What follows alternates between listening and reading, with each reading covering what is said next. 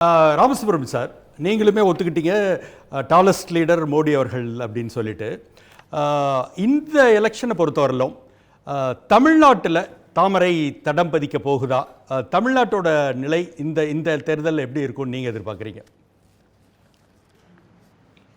Again, it is a speculation, but definitely ஒன்று indications பார்க்கும்பொழுது திராவிட முன்னேற்ற கழகத்தினுடைய கூட்டணி மிகப்பெரிய வெற்றியை பெறும். இது எல்லா போல்ஸ்டர்ஸும் சொல்கிறாங்க. முன்னாடி சொன்ன நம்ம எலெக்ஷனுக்கு முன்னாடி நடந்த சர்வேயாக இருக்கட்டும், எக்ஸிட் போலாக இருக்கட்டும், அது எல்லாத்துலேயுமே சொல்கிறது திராவிட முன்னேற்ற கழகத்தினுடைய கூட்டணி மிகப்பெரிய வெற்றியை பெறும். அது 40க்கு 40 கிடைக்குமா அப்படின்னா எவ்ரி பாசிபிலிட்டி இஸ் தேர் என்று நான் நம்புகின்றேன்.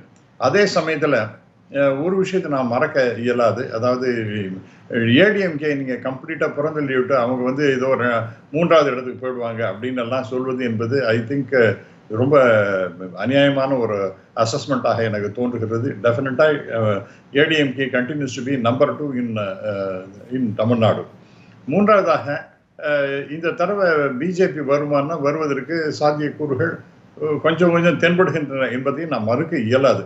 அப்படி ஒரு இடத்துல வெற்றி பெற்றாலும் கூட, ஒரே ஒரு இடத்துல பிஜேபி வெற்றி பெற்றாலும் கூட, அது திரு அண்ணாமலை அவர்களுடைய அந்த செல்ஃப் கான்ஃபிடன்ஸ், தன்னம்பிக்கையினுடைய